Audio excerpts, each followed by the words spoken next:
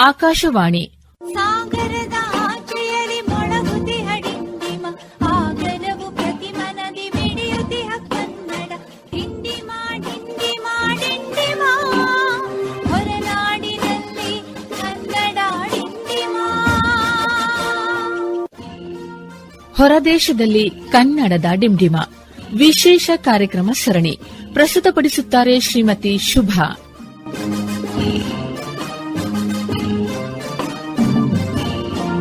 ಆಕಾಶವಾಣಿ ಭದ್ರಾವತಿಯ ಪ್ರೀತಿಯ ಶ್ರೋತೃಗಳೇ, ಹೊರದೇಶದಲ್ಲಿ ಕನ್ನಡ ಡಿಂಡಿಮ ಕಾರ್ಯಕ್ರಮಕ್ಕೆ ನಿಮಗೆಲ್ಲ ಸ್ವಾಗತ ಸುಸ್ವಾಗತ.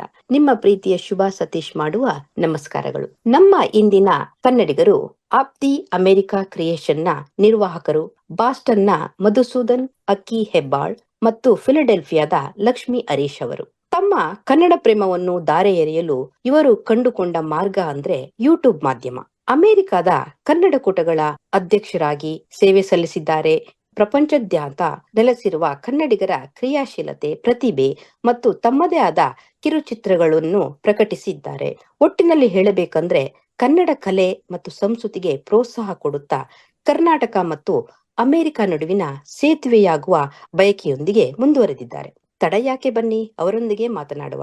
ನಮಸ್ಕಾರ ಮಧುಸೂದನ್ ಮತ್ತು ಲಕ್ಷ್ಮಿ ಅವರೇ, ಹೇಗಿದ್ದೀರಾ? ನಮಸ್ಕಾರ. ನಮಸ್ಕಾರ ಶುಭಾ ಅವರೇ. ನಮಸ್ಕಾರ ಲಕ್ಷ್ಮಿ ಅವರೇ. ಅದೇ ಮಹಿಳೆಯರು ಮೊದಲು ಎನ್ನುವ ಲೋಕರೂಢಿಯಂತೆ ಲಕ್ಷ್ಮಿ ಅವರೇ, ನೀವು ಹುಟ್ಟಿದೂರು, ನೆಲೆಸಿದೂರು, ಕುಟುಂಬ, ಒಂದು ಚಿಕ್ಕ ಪರಿಚಯ. ಖಂಡಿತ. ಎಲ್ಲಕ್ಕಿಂತ ಮೊದಲಾಗಿ ಇವತ್ತು ಆಕಾಶವಾಣಿ ಭದ್ರಾವತಿ ಕಾರ್ಯಕ್ರಮಕ್ಕೆ ನಮ್ಮನ್ನು ಪರಿಚಯಿಸುತ್ತಿರುವ ನಿಮಗೆ ಅಬ್ದಿಯ ಪರವಾಗಿ ನನ್ನ ನಮಸ್ಕಾರ. ಹಾಗೆ ಆಕಾಶವಾಣಿ ಭದ್ರಾವತಿಯ ಎಲ್ಲ ಕೇಳುಗರಿಗೂ ಕೂಡ ನನ್ನ ನಮಸ್ಕಾರ. ಅದೇ ರೀತಿ ನಿಮ್ಮ ಈ ಒಂದು ಪ್ರಯತ್ನಕ್ಕೆ ನಮ್ಮನ್ನು ಪರಿಚಯಿಸಿರುವ ನಮ್ಮ ಸ್ನೇಹಿತೆ, ಯಕ್ಷಗಾನ ಕಲಾವಿದೆ ಶ್ರೀಮತಿ ಶಾಂತಿ ತಂತ್ರಿ ಮೇರಿಲ್ಯಾಂಡ್ ಅವರಿಗೂ ಕೂಡ ಅಬ್ದಿಯ ಪರವಾಗಿ ನನ್ನ ನಮಸ್ಕಾರ. ಮತ್ತೆ ಮಧುಸೂದನ್ ಅವರೇ, ಈಗ ನಿಮ್ಮ ಪರಿಚಯ. ನೀವು ನಮ್ಮೂರಿನಲ್ಲಿ ಎಲ್ಲಿಂದ ಬಂದವರು? ಕರ್ನಾಟಕದಿಂದ. ಮತ್ತೆ ಹೀಗೆ ಎಲ್ಲಿದ್ದೀರಾ? ನಮಸ್ಕಾರ ಶುಭಾ ಅವರೇ. ಹುಟ್ಟಿದ್ದು ಬೆಂಗಳೂರು, ಒಂದು ರೀತಿಯಲ್ಲಿ ಬಸವನಗುಡಿ ಬಾಯ್ ಅಂತ ಹೇಳ್ಬೋದು. ಬಸವನಗುಡಿ ಪ್ರಾಂತದಲ್ಲಿ ಹುಟ್ಟಿ ಬೆಳೆದಿದ್ದು. ಸರಸ್ವತಿ ವಿದ್ಯಾಮಂದಿರ, ವಿಜಯ ಹೈಸ್ಕೂಲು, ನಂತರ ಮಲ್ನಾಡ್ ಕಾಲೇಜ್ ಆಫ್ ಇಂಜಿನಿಯರಿಂಗ್, ಆಮೇಲೆ ವಿಪ್ರೋದಲ್ಲಿ ಕೆಲಸ.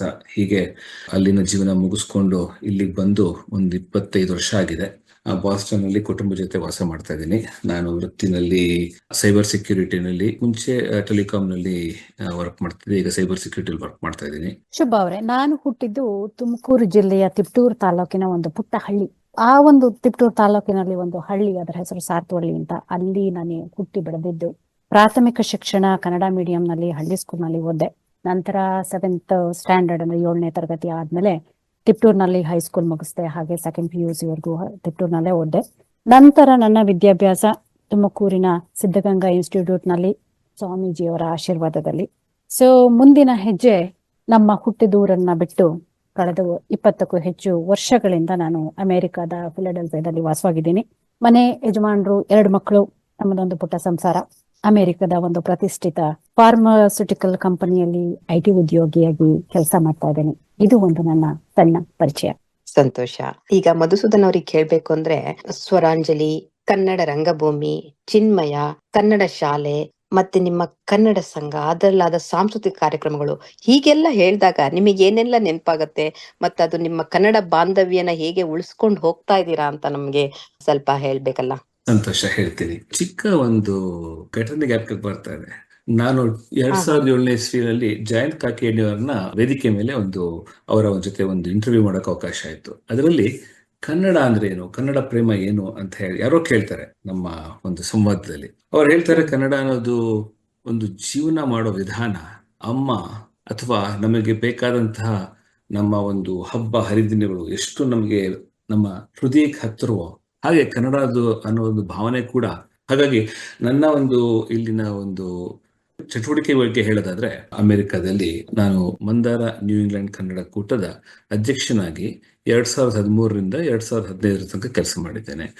ಈ ಸಮಯದಲ್ಲಿ ನಾವು ಹಲವಾರು ವಿನೂತನ ಯೋಜನೆಗಳನ್ನ ಹಮ್ಮಿಕೊಂಡಾಗ ಅದರಲ್ಲಿ ಒಂದು ಸೇವಾ ಮಂದಾರ ಅಂತ ಒಂದು ಚಾರಿಟಿ ಮತ್ತೆ ಸರ್ವಿಸ್ ವಿಂಗ್ ಕೂಡ ಮಾಡಿದ್ವಿ.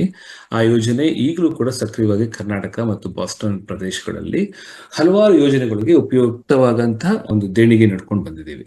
ಹಾಗಾಗಿ ಮತ್ತೆ ನಾನು ಗಾಯನದಲ್ಲಿ ಕೂಡ ಬಹಳಷ್ಟು ಒಂದು ಇಂಟ್ರೆಸ್ಟ್ ಇರೋದ್ರಿಂದ ನಮ್ಮ ಗುರುಗಳಾದಂತಹ ಗಣೇಶ್ ದೇಸಾಯಿ ಅವರ ಹತ್ರ ಕಲ್ತಿದ್ದೀನಿ. ಮತ್ತೆ ಹಾಗೆ ಇಲ್ಲಿನ ಇನ್ನೊಬ್ರು ಕ್ಲಾಸಿಕಲ್ ಟೀಚರ್ ಒಬ್ರು ಇದ್ದಾರೆ, ಅವರು ವೀಣೆಯಲ್ಲಿ ಕೂಡ ಪರಿಣಿತರು. ಅವರ ಹೆಸರು ದುರ್ಗಾಕೃಷ್ಣ ಅಂತ. ಇಬ್ಬರ ಹತ್ರನು ನಾನು ಸುಮಾರು ವರ್ಷ ಸಂಗೀತ ಅಭ್ಯಾಸ ಮಾಡಿ ಲಹರಿ ಮತ್ತೆ ಸ್ವರಾಂಜಲಿ ಹೀಗೆ ಹಲವಾರು ಸಂಗೀತ ತಂಡಗಳನ್ನ ಸ್ಥಾಪಿಸಿ ಅದರಲ್ಲಿ ಬಹಳಷ್ಟು ಕಾರ್ಯಕ್ರಮಗಳನ್ನ ಕೊಟ್ಕೊಂಡ್ ಬಂದಿದ್ದೀವಿ. ಮತ್ತೆ ನಾಟಕ ರಚನೆ, ನಿರ್ದೇಶನ ಮತ್ತೆ ಹೀಗೆ ನಟನೆಯಲ್ಲಿ ಕೂಡ ನನಗೆ ಬಹಳ ಒಂದು ಆಸಕ್ತಿ ಇರೋದ್ರಿಂದ ರಂಗತರಂಗ ಬಾಸ್ಟನ್ ಇರುವಂತಹ ಒಂದು ಸಾಂಸ್ಕೃತಿಕ ಲಾಭರಹಿತ ಸಂಸ್ಥೆ ಅಂದ್ರೆ ಕಲ್ಚರಲ್ ನಾನ್ ಪ್ರಾಫಿಟ್ ಆರ್ಗನೈಸೇಷನ್ ಕೂಡ ಸ್ಥಾಪಿಸಿ ಅದರಲ್ಲಿ ಕನ್ನಡ ರಂಗಭೂಮಿ ಮಟ್ಟಿಗೆ ಏನೇನು ಚಟುವಟಿಕೆ ಮಾಡಬಹುದು ಬಾಸ್ಟನ್ ಅಲ್ಲಿ ನಡ್ಸ್ಕೊಂಡು ಬಂದಿದ್ದೀವಿ. ಹಾಗೆ ನನಗೆ ಸಾಹಿತ್ಯದಲ್ಲಿ ಆಸಕ್ತಿ ಇರೋದ್ರಿಂದ ಸುಮಾರು ಒಂದು 10-12 ವರ್ಷದಿಂದ ಗೀತೆಗಳನ್ನ ಬರೆಯುವ ಒಂದು ಗೀಳು ಅಂತ ಹೇಳ್ಬೋದು, ಅದು ಶುರುವಾಗಿದೆ. ಹಾಗಾಗಿ ಸುಮಾರು 20ಕ್ಕೂ ಹೆಚ್ಚು ಗೀತೆಗಳನ್ನು ರಚಿಸಿ ಹಲವಾರು ಗೀತೆಗಳು ಇವಾಗ ಒಂದು ಮ್ಯೂಸಿಕ್ ವಿಡಿಯೋ ರೀತಿಯಲ್ಲಿ ಪರಿಚಯ ಆಗಿದೆ, ಹಲವಾರು ಯೂಟ್ಯೂಬ್ ನಲ್ಲಿ ಕೂಡ ಇದೆ. ಮತ್ತು ಒಂದು ಗೀತೆನ ಒಂದು ಕನ್ನಡ ಚಲನಚಿತ್ರದಲ್ಲಿ ಕೂಡ ಬಳಸ್ಕೊಳ್ಳಲಾಗಿದೆ. ಮತ್ತೆ ಚಿನ್ಮಯ ಮಿಷನ್ ನಮ್ಮ ಜೀವನದಲ್ಲಿ ಬಹಳ ಮುಖ್ಯವಾದ ಒಂದು ಅಂಗ. ಚಿನ್ಮಯ ಮಿಷನ್ ಬಾಸ್ಟನ್ ಅಲ್ಲಿ ನಾನು ಬಹಳ ಸಕ್ರಿಯವಾಗಿ ಒಂದು ಸುಮಾರು 2 ದಶಕದಿಂದ ಕೆಲಸ ಮಾಡ್ಕೊಂಡು ಬಂದಿದ್ದೀನಿ, ಅಲ್ಲಿನ ಒಂದು ವಾಲಂಟಿಯರ್ ಆಗಿ. ಈಗ ಪ್ರಸ್ತುತ ಕಾರ್ಯಕಾರಿ ಸಂಸ್ಥೆಯ ನಿರ್ವಾಹಕ ಅಲ್ಲಿಗೆ. ಹಾಗೆ ಅಲ್ಲಿನ ಇನ್ನೊಂದು ನನಗೆ ಬಹಳ ಹತ್ತಿರವಾದಂತಹ ಒಂದು ಆಕ್ಟಿವಿಟಿ ಅಂದ್ರೆ ಭಾನುವಾರದೊತ್ತು ಕನ್ನಡ ಶಾಲೆಯಲ್ಲಿ ಮಕ್ಕಳಿಗೆ ಪಾಠ ಕಲಿಸೋದು. ಇದು ಕೂಡ ಒಂದು 20 ವರ್ಷ ಆಯ್ತು ಅದ್ರಲ್ಲಿ ಶುರು ಮಾಡ್ಕೊಂಡು ಬಂದು, ಅದೊಂದು ನಡೀತಾ ಇದೆ. ಹಾಗೆ ಸಮರ್ಥನಂ ಅನ್ನೋದು ಒಂದು ಸಂಸ್ಥೆ ಬೆಂಗಳೂರಲ್ಲಿದೆ, HSR ಲೇಔಟ್ ಮತ್ತೆ ಬೇರೆ ಕಡೆ, ಮತ್ತೆ ಭಾರತದಲ್ಲಿ 12-13 ಸಿಟಿಗಳಲ್ಲಿದೆ. ಅವ್ರು ಏನು ಅಂತಂದ್ರೆ ಅಂಗವಿಕಲರಿಗೆ ಹೇಗೆ ತಮ್ಮ ಜೀವನದಲ್ಲಿ ತಮ್ಮ ಕಾಲ ಮೇಲೆ ನಿಂತ್ಕೊಳ್ಳೋಕೆ ಒಂದು ದಾರಿ ಮಾಡ್ಕೊಡ್ಬೋದು ಅಂತ ನೋಡ್ತಾ ಇದ್ದಾರೆ. ಆ ಒಂದು ಸಂಸ್ಥೆಗೆ ಒಂದು ನಮ್ದು ಇಲ್ಲಿನ USA ಚಾಪ್ಟರ್ ಸಮರ್ಥನಂ USA ಅಂತ ಹೇಳಿ, ಅದರಲ್ಲಿ ನಾನು ಕೂಡ ಒಬ್ಬ ಬೋರ್ಡ್ ಆಫ್ ಡೈರೆಕ್ಟರ್ಸ್ ನಲ್ಲಿ ಕೆಲಸ ಮಾಡ್ತಿದ್ದೀನಿ. ಅದು ಕೂಡ ಒಂದು ಸ್ವಯಂ ಸೇವೆ. ಈಗ ಪ್ರಸ್ತುತ ನಾವು ಅಬ್ದಿ ಅಮೆರಿಕ ಕ್ರಿಯೇಷನ್ಸ್ ವಾಹಿನಿ ಕೂಡ ಒಂದು ಸ್ಥಾಪನೆ ಮಾಡಿ ಅದ್ರ ಬಗ್ಗೆ ಆದಷ್ಟು ಕಂಟೆಂಟ್ ನಿರ್ಮಾಣ ಮಾಡ್ಕೊಂಡ್ ಬಂದಿದ್ದೀವಿ. ಅದ್ಭುತ. ಇದೇ ರೀತಿಯ ಕ್ವಶನ್ ಇವ್ರಿಗೆ ಕೇಳ್ಬೋದು. ಈಗ ನಮ್ಮ ಲಕ್ಷ್ಮಿಯವರು, ನೀವು ಕನ್ನಡ ಸಂಘದಲ್ಲಿ ತುಂಬಾ ಇನ್ವಾಲ್ವ್ ಆಗಿದ್ದೀರಾ, ತಮ್ಮನ್ನೇ ತೊಡಸ್ಕೊಂಡಿದ್ದೀರಾ, ಮತ್ತೆ ಅಧ್ಯಕ್ಷರು ಆಗಿದ್ರಿ, ನಿಮ್ದು ಚಿನ್ಮಯ ಮಿಷನ್ಗೆ ಹೋಗ್ತೀರಾ, ಭಗವದ್ಗೀತೆ ಅಧ್ಯಯನ ಮಾಡ್ತೀರಾ, ಮತ್ತೆ ಆಕ್ಟಿಂಗ್ ಮಾಡ್ತಾ ಇದ್ದೀರಾ, ಈಗ ಅಭಿನಯನೂ ಮಾಡ್ತಾ ಇದ್ದೀರಾ. ಅದೆಲ್ಲ ಹೇಗೆ ಮಾಡ್ತಾ ಇದ್ದೀರಾ ಅಂತ ನಮಗೊಂದ್ ಸ್ವಲ್ಪ ಮಾಹಿತಿ ಕೊಡಿಯಪ್ಪ. ಖಂಡಿತ ಶುಭ ಅವರೇ. ಫಸ್ಟ್ ಆಫ್ ಆಲ್ ಇದೆಲ್ಲ ಹೇಳ್ಬೇಕು ಅಂತಂದ್ರೆ ಇದೆಲ್ಲ ದೇವಿಯ ಆಶೀರ್ವಾದ ಅಷ್ಟೇ. ಅಲ್ಲಿಂದ ನಾನು ಶುರು ಮಾಡ್ಕೊಳ್ಳೋದಕ್ಕೆ ಇಷ್ಟಪಡ್ತೀನಿ. ಅಂದ್ರೆ ನಾನು ಚಿಕ್ಕೋಳಾಗಿ ಬೆಳೀತಾ ಇದ್ದಾಗಿಂದನೂ ಇದ್ರೆಲ್ಲ ನನ್ಗೆ ತುಂಬಾ ಆಸಕ್ತಿ ಇರ್ತಾ ಇತ್ತು. ಕೆಲವೆಲ್ಲ ನೋಡಿದಾಗ ಅಂದ್ರೆ ತುಂಬಾ ಆಸೆ ಬರ್ತಾ ಇತ್ತು ಇದನ್ನ ಮಾಡ್ಬೇಕು ಅಂತ. ಆದ್ರೆ ಅವಕಾಶಗಳು ಬಹಳ ಕಡಿಮೆ, ಹೇಳ್ಕೊಡೋರು ಇರ್ತಾ ಇರ್ಲಿಲ್ಲ. ಕಲಿಯೋದಕ್ಕೆ ಬರೀ ಸ್ಕೂಲ್ಗೆ ಹೋಗಿ ಪಾಠ ಕಲಿತು ಮನೆಗ್ ಬಂದು ಮನೆದನ್ನ ನೋಡ್ಕೊಂಡ್ರೆ ಅಷ್ಟೇ ಇದ್ದಿದ್ದು. ಅದರಿಂದ ಬೇರೆ ಏನೇನು ಸಾಧನೆ ಮಾಡೋದಕ್ಕೆ ಅನ್ಫಾರ್ಚುನೇಟ್ಲಿ ಆಗ್ಲಿಲ್ಲ. ಬಟ್ ಆದ್ರೂ ಆ ಒಂದು ಟೈಮಲ್ಲಿ ಏನಾಗುತ್ತೋ ಅದನ್ನ ಮಾಡೋದು ಒಂದು ಅವಕಾಶ ಆಯ್ತು. ಆದ್ರೆ ಅವಾಗ ಹುಟ್ಟಿದ ಆಸೆಗಳು ಒಂಥರ ಹೇಳ್ಬೋದು ಅಂತಂದ್ರೆ ಹಾಗೆ ಬೆಳೀತಾ ಬಂತು ಅಂತ ನಾನು ಹೇಳಕ್ ಇಷ್ಟಪಡ್ತೀನಿ. ಹಾಗೆ ನಾನು ಬೇರೆ ಕಡೆಗೆ ಹೈಸ್ಕೂಲ್ ಹೋದಾಗ ಇನ್ನೊಂಚೂರು ಬೆಟರ್ ಆಪರ್ಚುನಿಟಿ, ಆಗ ಸ್ವಲ್ಪ ಡ್ಯಾನ್ಸ್ ಕಲಿಯೋದಕ್ಕೆ ಶುರು ಮಾಡಿದೆ. ಹಾಡ್ ಕಲಿಬೇಕು ಅನ್ನೋ ತುಂಬಾ ಆಸೆ ಆಗ್ತಾ ಇತ್ತು. ಎಲ್ಲೋ ದೂರ ಹೋಗ್ಬೇಕಾಗಿತ್ತು, ಅಲ್ಲಿ ಹೋಗಿ ಏನೋ ಒಂಚೂರು ಕಲ್ತ್ಕೊಂಡ್ ಬರೋದು.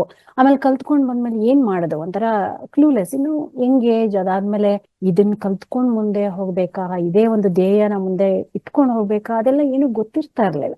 ಹೋಗು ಕಲ್ತ್ಕೋ ಬಾ, ಒಂದು ಪರ್ಫಾರ್ಮ್ ಮಾಡು, ಅಲ್ಲಿಗೆ ಇದ್ ಮಾಡು ಅಂತ. ಆಮೇಲೆ ಇಲ್ಲಿ ಬಂದಾಗ ಅಂದ್ರೆ ಫಸ್ಟ್ ಆಫ್ ಆಲ್ ಇದೆಲ್ಲ ಕೇಳ್ತಾ ಇದ್ವಿ, ಬೇರೆ ಬೇರೆ ಕನ್ನಡ ಕೂಟಗಳಿದೆ ಅಂತ ಗೊತ್ತಾಯ್ತು. ಅಷ್ಟೊತ್ತಿಗಾಗ್ಲೇ ದೊಡ್ಡ ದೊಡ್ಡ ಸಂಸ್ಥೆಗಳೆಲ್ಲ ಸಾಕಷ್ಟು ಹಳೇದಾಗಿರ್ತಾ ಇತ್ತು. ಆದಾಗ ಅಯ್ಯೋ ಇವೆಲ್ಲ ದೂರ, ನಮ್ಗೆ ಹೇಗೆ ಇಲ್ಲೆಲ್ಲ ಹೋಗಿ ಮಾಡಕ್ಕಾಗತ್ತೆ, ಹೇಗೆ ನಾವಿಲ್ಲೆಲ್ಲ ಪಾರ್ಟಿಸಿಪೇಟ್ ಮಾಡಕ್ಕಾಗತ್ತೆ, ಇದೆಲ್ಲ distance is a big thing, ಇದೆಲ್ಲ ಆಗೋದಿಲ್ಲಪ್ಪ ಅನ್ನೋದು ಅದು ಬೆಳೀತಾ ಬಂತು. ಹೀಗೆ ಮಾಡುವಾಗ ನಮ್ದೇ ಒಂದು ಸಣ್ಣ ಗ್ರೂಪ್ ಅಂತ ಆಯ್ತು. ಹೀಗೆ ನಾವ್ ಆಕ್ಚುಲಿ ಹೇಳ್ಬೇಕು ಅಂತಂದ್ರೆ ನವೋದಯ ಕನ್ನಡ ಕೂಟ ನಾನು ಇದಾಗಿಂದನೂ ನೋಡಿದ್ದೀನಿ. ಅದು ಸಂಸ್ಥೆಯನ್ನ ಶುರು ಮಾಡಿದ್ದು ನನ್ನ ಸ್ನೇಹಿತರು ಅದನ್ನ ಶುರು ಮಾಡಿದ್ರು. ಹಾಗೆ ನಾನು ಅದನ್ನ 4th member to join Kannada ಕೂಟ ಫ್ರಮ್ ದ ಬಿಗಿನಿಂಗ್ ಅಂತ ಹೇಳ್ಬೋದು. ಆಗ ಒಂಥರ ಎಲ್ಲ ಒಂದು ಲೈಟ್, ಇಲ್ಲೂ ನಾವ್ ಅನ್ಕೊಂಡಿದ್ದ ಆಸೆಗಳು ಅವಾಗಿಂದ ಪಟ್ಟಿದ್ವಿ, ಇದನ್ನ ಮಾಡಬಹುದು, ಇಲ್ಲೇ ನಮ್ದೇ ಒಂದು ಸಂಸ್ಥೆ ಆಗಿದೆ ಅಂತ. ಹಾಗೆ ಬರ್ತಾ ಬರ್ತಾ ಬರ್ತಾ 10 ಜನ ಇದ್ದಿದ್ದು 20 ಜನ ಆದ್ವಿ, 20 ಆಗಿ 30 ಜನ ಆಯ್ತು, 40 ಜನ ಆಯ್ತು. ಆಗ ನಮ್ದೊಂದು ಸಣ್ಣ ಸಣ್ಣ ಟ್ಯಾಲೆಂಟ್ ಏನಿದೆ, ಒಂದು ಹಾಡು, ಏನೋ ಒಂದು ಗ್ರೂಪ್ ಸಾಂಗು, ಅದಕ್ಕಿನ್ನೆಲ್ಲೋ ಮ್ಯೂಸಿಕ್, ಏನು ನಮ್ಮ ತಕ್ಕ ಮಟ್ಟಿಗೆ ಎಲ್ಲ ಇದನ್ನ ಮಾಡ್ಕೊಂಡ್ ಬಂದ್ವಿ. ಅವಾಗ ಒಂಥರ ನನ್ಗೆ ಪಾಸಿಟಿವ್ ಆಟಿಟ್ಯೂಡ್ ಇನ್ನೂ ಬೆಳೀತಾ ಹೋಯ್ತು. ಇಟ್ಸ್ ಓಕೆ, ಇಲ್ಲಿ ಬಂದಿದ್ರೂನು ಪರವಾಗಿಲ್ಲ, ನಮ್ಗೆ ಸಾಧನೆ ಮಾಡ್ಬೋದು ಅನ್ನೋ ಒಂದು ಇದ್ರಲ್ಲಿ ಬೆಳೀತಾ ಹೋದ್ವಿ. ಅದಲ್ಲಿ ಕನ್ನಡ ಕೂಟಾಗಿ ಜಾಯಿನ್ ಆದ್ಮೇಲೆ ಅಲ್ಲಿ ಒಂದಷ್ಟು ಸರ್ವಿಸ್ ಮಾಡಿದೆ. ಫಸ್ಟ್ ಕಲ್ತ್ಕೊಂಡೆ ಏನು ಅಂತ, ಅದಾದ್ಮೇಲೆ ಕಲ್ಚರಲ್ ಡೈರೆಕ್ಟರ್ ಆಗಿ ಒಂದು 4 ವರ್ಷ ಮಾಡಿದೆ ಆಕ್ಚುಲಿ. ಅದಾದ್ಮೇಲೆ ನವೋದಯ ಕನ್ನಡ ಕೂಡದ ವೈಸ್ ಪ್ರೆಸಿಡೆಂಟ್ ಆಗಿದ್ದೆ. ಅದಾದ್ಮೇಲೆ ಪ್ರೆಸಿಡೆಂಟ್ ಆಗಿ 4 ವರ್ಷ ಸೇವೆ ಮಾಡಿದೆ. ಪ್ರೆಸಿಡೆಂಟ್ ಆದ್ಮೇಲೂ ಟ್ರಸ್ಟಿಯಾಗಿ ಕೂಡ ಬೋರ್ಡ್ ಅಲ್ಲಿ ಇದ್ದು ಏನ್ ಮಾಡಬಹುದು ಅನ್ನೋ ಒಂದು ಇದರಲ್ಲಿ ಮಾಡ್ಕೊಂಡ್ ಬಂದೆ. ಚಿನ್ಮಯ ಮಿಷನ್ ಅಂತ ಇಲ್ಲೇ ಒಂದು ನಮ್ಮ ಮನೆ ಹತ್ತಿರದಲ್ಲಿ ಶುರುವಾಗ್ತಾ ಇತ್ತು. ಅಲ್ಲೂ ಅಷ್ಟೇ ಇವಾಗ 11 ವರ್ಷದಿಂದ ಸತತವಾಗಿ ಅಲ್ಲಿ ವಾಲಂಟಿಯರ್ ಆಗಿ ಸೇವೆ ಮಾಡ್ತಾ ಬಂದಿದ್ದೇನೆ. ಅಲ್ಲೇ ಚಿನ್ಮಯ ಮಿಷನ್ ಅಲ್ಲಿ ಒಬ್ರು ಭಗವದ್ಗೀತೆನ ಹೇಳ್ಕೊಡಕ್ ಶುರು ಮಾಡಿದ್ರು ಲಾಂಗೆಗೋ. ಆಗ ನನ್ಗೆ ತುಂಬಾ ಆಸೆ ಆಯ್ತು ಅದನ್ನ ಕಲ್ತ್ಕೋಬೇಕು ಅಂತ. ಯಾವಾಗ್ಲೂ ಅನ್ನಿಸ್ತಾ ಇತ್ತು, ಅಯ್ಯೋ ಭಗವದ್ಗೀತೆ ತುಂಬಾ ಕಷ್ಟ ಅಪ್ಪ ಕಲ್ತ್ಕೊಳ್ಳೋದು ಅಂತ. ಫಸ್ಟ್ ಕೇಳಿದಾಗ ನನ್ಗೆ ಏನೋ ಅದು ಒಲವಾಗಿ ಅದನ್ನ ಪ್ರೊನೌನ್ಸಿಯೇಷನ್ ಕಲ್ತ್ಕೋಬೇಕು ಫಸ್ಟ್. ಅದೆಲ್ಲ ಆದ್ಮೇಲೆ ಒಂದ್ ಧೈರ್ಯ ಬಂತು, ನಾನು ಕಾಂಪಿಟೇಷನ್ಸ್ಗೆ ಹೋಗ್ಬೇಕು ಅಂತ. ಹಾಗಾಗಿ ಸಾಕಷ್ಟು ಇಲ್ಲಿ ಲೋಕಲ್ ಭಗವದ್ಗೀತೆ ಕಾಂಪಿಟೇಷನ್ಗಳಿಗೆ ಕೂಡ ನಾನು ಹೋಗಿದ್ದೀನಿ. ಆ ದೇವಿ ಆಶೀರ್ವಾದದಿಂದ ನನಗೆ ಪ್ರೈಸ್ಗಳು ಲಭಿಸಿದೆ. ಸೊ ಅದು ಒಂದು ನನ್ಗೆ ಇನ್ನೂ ಅದನ್ನ ಕಂಟಿನ್ಯೂ ಮಾಡ್ತೀನಿ. ಈಚ್ ಇಯರ್ ಅವರು ಒಂದೊಂದು ಬೇರೆ ಬೇರೆ ಚಾಪ್ಟರ್ ಕೊಟ್ಟು ಅದ್ರ ಬಗ್ಗೆ ಕಾಂಪಿಟೇಷನ್ ನಡೆಸ್ತಾ ಇರ್ತಾರೆ ನನಗೆ. ಹಾಗೆ ನನ್ನ ಒಲವು ಡ್ಯಾನ್ಸ್ ಮತ್ತೆ ಮ್ಯೂಸಿಕಲಿ. ಡ್ಯಾನ್ಸ್ ಅಂತಂದ್ರೆ ಎಷ್ಟೊಂದು ಇಲ್ಲಿ ಲೋಕಲ್ ಚಾರಿಟಿ ಆರ್ಗನೈಸೇಷನ್ ಗಳು ಏನೇನೋ ಕಂಡಕ್ಟ್ ಮಾಡ್ತಾ ಇರತ್ತೆ. ಹಾಗಾಗಿ ಒಂದು ಹೋಗೋದು, ಅಲ್ಲಿ ಒಂದು ಗ್ರೂಪ್ ಅಲ್ಲಿ ಒಂದು ಡ್ಯಾನ್ಸ್ ಮಾಡೋದು, ಒಂದು ಏನೋ ಅದರಿಂದ ಯಾವ್ದಾದ್ರು ಬೆನಿಫಿಟ್ ಏನಾದ್ರು ಬಂದ್ರೆ ಯಾವ್ದೋ ಒಂದು ಸಂಸ್ಥೆಗೆ ಹೋಗುತ್ತೆ, ಒಂದು ಸಣ್ಣ ನಮ್ದು ಒಂದು ಸೇವೆ ಅಂತ. ಹಾಗಾಗಿ ಅದು ಎಷ್ಟೊಂದು ಲೋಕಲ್ ಡ್ಯಾನ್ಸ್ ಗ್ರೂಪ್ ಗಳಿದೆ. ಹಾಗಾಗಿ ಅದ್ರ ಪಾರ್ಟ್ ಆಫ್ ಡ್ಯಾನ್ಸ್ ಗ್ರೂಪ್ ಅಲ್ಲೂ ಜೊತೆಯಲ್ಲಿದ್ದೀನಿ. ಮ್ಯೂಸಿಕ್ ಒಂದು ಮುಂಚೆ ಕಲಿತಾ ಇದ್ದೆ, ಬಿಟ್ಟು ಹೋಗಿತ್ತು. ಈಗ ಮತ್ತೆ ನಾನು ಕಲಿತಾ ಇದ್ದೀನಿ ಆಕ್ಚುಲಿ ಕರ್ನಾಟಕ ಕ್ಲಾಸಿಕಲ್ ನ ಈಗ ಮುಂದುವರಿಸ್ತಾ ಇದ್ದೀನಿ.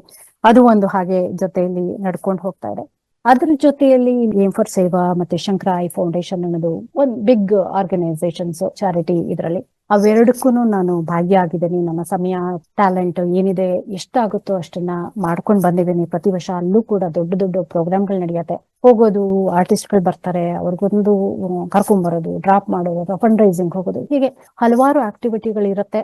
ನನ್ನ ಕೈಲಾದ ಸಹಾಯ ಮಾಡೋದಕ್ಕೆ ಇಷ್ಟ. ಇದು ಒಂಥರ ಸೆಲ್ಫ್ ಸ್ಯಾಟಿಸ್ಫ್ಯಾಕ್ಷನ್ ಅಂತ ಏನ್ ಹೇಳ್ತಾರೆ ಅದನ್ನ ಹೇಳ್ಬೋದು.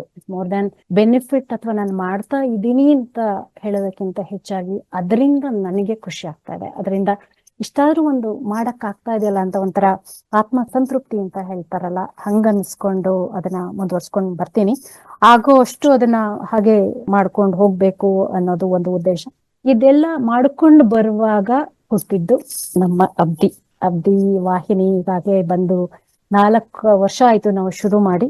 ಸೊ ಅದರದ ಬಗ್ಗೆ ಮುಂದೆ ಹೇಳ್ತೀನಿ. ಬಟ್ ಹಾಗಾಗಿ ಅಲ್ಲಿಂದ ಅಬ್ದಿ ಅನ್ನೋದನ್ನ ಇನ್ನೂ ಒಂದು ನನ್ನ ಜೊತೆಯಲ್ಲಿ ಕರ್ಕೊಂಡು ಆ ಅಬ್ದಿನ ಜೊತೆಯಲ್ಲಿ ನಡೆಸ್ಕೊಂಡು ಹೋಗ್ತಾ ಇದ್ದೀನಿ. ಅಬ್ದಿ ಅಂದ್ರೆ ಏನು? ನೀವಿಬ್ರು ಪ್ರತಿಭಾವಂತರು ಒಟ್ಟಾಗಿ ಕೆಲಸ ಮಾಡುವುದು ಹೇಗೆ ಶುರುವಾಯ್ತು? ಅಬ್ದಿ ಅನ್ನೋ ಒಂದು ಪದ ಸಂಸ್ಕೃತ ಪದ. ಅದಕ್ಕೆ ಹಲವಾರು ಅರ್ಥ ಇದೆ. ಆದ್ರೆ ಮೇನ್ ಆಗಿ ಅದಕ್ಕೆ ಬರೋದು ಅರ್ಥ ಅನ್ನೋದು ಸಾಗರ, ಸಮುದ್ರ. ಅಂದ್ರೆ ಇದಕ್ಕೆ ಕಡೆನೇ ಇಲ್ಲ ಅನ್ನೋದು. ಇವಾಗ ಸಾಗರದ ಮುಂದೆ ನಿಂತ್ಕೊಂಡ್ರೆ ಅದು ಕಡೆ ಯಾವುದು, ಬಿಗಿನಿಂಗ್ ಯಾವುದು ಗೊತ್ತಾಗಲ್ಲ. ಅಂದ್ರೆ ನಮ್ಮ ಉದ್ದೇಶ ಏನು ಅಂತಂದ್ರೆ ಲಿಮಿಟ್ಲೆಸ್ ಅಂತ. ಹೇಗೆ ಸಾಗರ ಅನ್ನೋ ಪದದ ಅರ್ಥಕ್ಕೆ ಕಡೆನೇ ಇಲ್ವೋ, ಅದೇ ರೀತಿ ನಾವು ಮಾಡೋ ಕೆಲಸಗಳಿಗೆ ಲಿಮಿಟ್ ಇಲ್ಲ. ಪ್ರಪಂಚದ ಯಾವುದೇ ಭಾಗದಲ್ಲಿ ಇದ್ರೂ ಕೂಡ ಜನರ ಜೊತೆ ಬೆರೆತು ಕೆಲಸ ಮಾಡ್ಬೋದು, ಅಥವಾ ಅವರು ಕೂಡ ನಮ್ಮ ಜೊತೆ ಬೆರೆತು ಅಂತ ಟ್ಯಾಲೆಂಟ್ ಅಂತ ಏನ್ ಹೇಳ್ತೀವೋ ಅದನ್ನ ಸೇರಿಸ್ಕೊಂಡು ನಾವು ಪ್ರೋಗ್ರಾಮ್ಗಳನ್ನ ಮಾಡಬಹುದು ಅನ್ನೋದು ನಮ್ಮ ಒಂದು ಸಾರ. ಶುಭ ಅವರ ಇನ್ನೊಂದು ಇದಕ್ಕೆ ಹೇಳ್ಬೇಕು ಅಂತ ನಾನು ಆಸೆ ಪಡ್ತೀನಿ. ಇಷ್ಟೊತ್ತರೆಗೂ ಅಬ್ದಿ ಅನ್ನೋ ಪದ ಹೇಗ್ ಬಂತು ಅಂತ ಹೇಳಿದ್ರೆ, ಆದ್ರೆ ಈಗ ನಾವ್ ಇದನ್ನ ಹೇಗ್ ಶುರು ಮಾಡಿದ್ವಿ ಅಂತ ಒಂದು ಹಿನ್ನೆಲೆ ಇದೆ. ಅದನ್ನ ಹೇಳೋದಕ್ಕೆ ಇಷ್ಟಪಡ್ತೀನಿ. ನಾನಿರೋದು ಫಿಲಡೆಲ್ಫಿಯಲ್ಲಿ, ಮಧು ಅವರು ಇರೋದು ಬಾಸ್ಟನ್ ಅಲ್ಲಿ. ಹಿಂದೆ ನಮ್ಮಿಬ್ಬರ ಪರಿಚಯ ಕೈಂಡ್ ಆಫ್ ಇಂಡೈರೆಕ್ಟ್ ಆಗಿ ಪರಿಚಯ ಇತ್ತು. ಅಂದ್ರೆ ನನ್ನ ಮಗಳು ಆಕ್ಚುಲಿ ಬಾಸ್ಟನ್ ಅಲ್ಲಿ ಹೋಗಿ ಒಂದು ಡ್ರಾಮಾ ಮಾಡಿದ್ಲು, ರಬ್ಡಿ ಅಂತ. ಆ ಸಮಯದಲ್ಲಿ ಮಧು ಅವರು ಕೋಆರ್ಡಿನೇಷನ್ ಅವರೇ ಮಾಡ್ತಾ ಇದ್ದಿದ್ದು. ಹಾಗಾಗಿ ಒಂದು ಇಂಡೈರೆಕ್ಟ್ ಪರಿಚಯ ಇತ್ತು. ಆದ್ರೆ ಅವಾಗೇನು ನಾವಿದೆಲ್ಲ ಚಾನಲ್ ಮಾಡ್ತೀವಿ ಆ ತರ ಏನೂ ಗೊತ್ತಿರ್ಲಿಲ್ಲ. ಈ ಒಂದು ಸಂದರ್ಭದಲ್ಲಿ ಇನ್ನೊಬ್ಬರನ್ನ ಜ್ಞಾಪಿಸ್ಕೊಳ್ಳೋದಕ್ಕೆ ಇಷ್ಟಪಡ್ತೀನಿ. ಅದು ನೀವು ಕೇಳಿರ್ಬೋದು, ಹೆಸರಾಂತ ಗಾಯಕ ಶ್ರೀಯುತ ಗಣೇಶ್ ದೇಸಾಯಿ ಅಂತ, ಹಿಂದೂಸ್ತಾನಿ ಗಾಯಕರು. ಅವ್ರನ್ನ ಜ್ಞಾಪಿಸ್ಕೊಳ್ಳೋದಕ್ಕೆ ಇಷ್ಟಪಡ್ತೀವಿ. ಯಾಕೆ ಅಂತಂದ್ರೆ ಅವ್ರಿಗೆ ನಾವಿಬ್ರು ಸ್ಟೂಡೆಂಟ್ಸ್, ಇಬ್ರು ನಾವು ಅವ್ರ ಹತ್ರ ಪಾಠ ಕಲ್ತ್ಕೊಂಡಿದೀವಿ. ಅವರು ಇಲ್ಲಿ ನಮ್ಮ ಮನೆಗಳಲ್ಲಿ ಬಂದು ಸಾಕಷ್ಟು ಸಲ ಇದ್ದಾರೆ, ಪ್ರೋಗ್ರಾಮ್ಗಳನ್ನ ಕೊಟ್ಟಿದ್ದಾರೆ. ಹಾಡ್ನ ಕಲ್ಸಿದ್ದಾರೆ, ಕೇಳಿಸ್ಬಿಟ್ಟು ಹೋಗಿದ್ದಾರೆ, ಅದೆಲ್ಲ ಆಗಿದೆ. ಹೀಗೆ ಒಂಥರ ಯಾವಾಗ ಕೋವಿಡ್ ಟೈಮ್ ಅಲ್ಲಿ ಹೀಗೆ ಒಂದ್ಸಲ ಮಾತಾಡ್ಬೇಕಾದ್ರೆ ಏನಿದು ಎಲ್ಲ ಸ್ತಬ್ಧವಾಗೋಯ್ತಲ್ಲ, ಏನೂ ಮೂವ್ ಆಗ್ತಾ ಇಲ್ವಲ್ಲ, ಏನಾದ್ರೂ ಒಂದು ಮಾಡಿ, ನೀವೆಲ್ಲ ಅಲ್ಲಿದ್ದೀರಾ, ಏನಾದ್ರೂ ಒಂದ್ ಸೇರ್ಕೊಂಡ್ ಮಾಡಿ ಅನ್ನೋದು ಒಂದು ಮಾತು ಬಂತು. ಆಗ ನಮ್ಮಿಬ್ಬರಿಗೆ ಏನ್ ಮಾಡೋದು, ಎಲ್ಲ ಅಷ್ಟೊತ್ತಾಗ್ಲೇ ಎಲ್ಲ ಮುಚ್ಬಿಟ್ಟಿದೀವಿ, ಕೋವಿಡ್ ಬಂದ್ ಹೋಯ್ತು, ಇನ್ನು ಕನ್ನಡ ಕೂಟಗಳಿಲ್ಲ, ಇನ್ ಎಷ್ಟು ವರ್ಷ ಈ ತರ ಆಗುತ್ತೋ, ಆಲ್ ದೋಸ್ ಥಿಂಗ್ಸ್. ಆಗ ನಮ್ಗೆ ಏನೋ ಹೇಳಿದ್ರಲ್ಲ, ಏನೋ ಮಾಡ್ಬೇಕಂತ, ಏನಾದ್ರೂ ಒಂದ್ ಮಾಡೋಣ. ಆಗ ಒಂಥರ ಆಲೋಚನೆ ಮಾಡಿದಾಗ, ಏನಿವೆ ಎಲ್ಲಾವುದು ಇವಾಗ ಆನ್ಲೈನ್ ಅಲ್ಲಿ ಬರ್ತಾ ಇದೆ, ಜನರು ಮನೆಯಲ್ಲೇ ಕೂತ್ಕೊಂಡು ಎಲ್ಲ ಅದನ್ನ ಪ್ರೋಗ್ರಾಮ್ಗಳನ್ನ ನೋಡುವಂಥದ್ದು ಏನಾದ್ರೂ ಮಾಡಕ್ಕಾಗತ್ತಾ ಅನ್ನೋ ಒಂದು ಯೋಚನೆ ನಮ್ಮಿಬ್ರ ತಲೆಯಲ್ಲಿ ಬಂತು. ಆಗ ಬಂದಿದ್ದೇನು, ಯೂಟ್ಯೂಬ್ ಅಂದ್ರೆ ಇವಾಗಲೇ ಸ್ವಲ್ಪ ಜನ ಎಲ್ಲದನ್ನು ಯೂಟ್ಯೂಬ್ ಕನ್ವರ್ಟ್ ಆಗತ್ತೆ, ಅದಾಗತ್ತೆ, ಇದಾಗತ್ತೆ ಅಂತ ಬರ್ತಾ ಇತ್ತು ಆಚೆ ಕಡೆ. ಹಾಗಾಗಿ ಯೂಟ್ಯೂಬ್ ಚಾನಲ್ ಮಾಡಿದ್ರೆ ಹೇಗೆ ಅಂತ ನಮ್ಮಿಬ್ರು ಯೋಚನೆ ಬಂತು. ಆಯ್ತು ಸರಿ, ಒಂದು ಯೂಟ್ಯೂಬ್ ಚಾನಲ್ ಮಾಡೋಣ.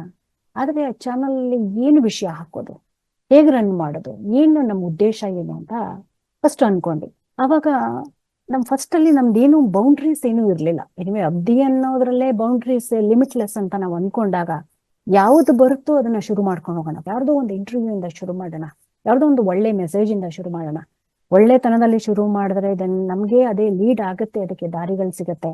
ಅಷ್ಟೊತ್ತಿಗಾಗ್ಲೇ ನಾವಿಬ್ರು ಕನ್ನಡ ಕೂಟದಲ್ಲಿ ಇದ್ದಿದ್ರಿಂದ ನಮ್ಗೆ ಸಾಕಷ್ಟು ಜನರ ಪರಿಚಯ ಕೂಡ ಆಗಿತ್ತು. ಸುತ್ತಮುತ್ತ ಸಾಕಷ್ಟು ಜನ ಆರ್ಟಿಸ್ಟ್ಗಳು ಬಂದು ಹೋಗೋರು, ಮಧು ಅವ್ರ ಮನೆಗೂ ಸಾಕಷ್ಟು ಜನ ಬಂದಿದ್ದಾರೆ, ನಮ್ಮನೆಗೂ ಬಂದು ಹೋಗಿದ್ದಾರೆ.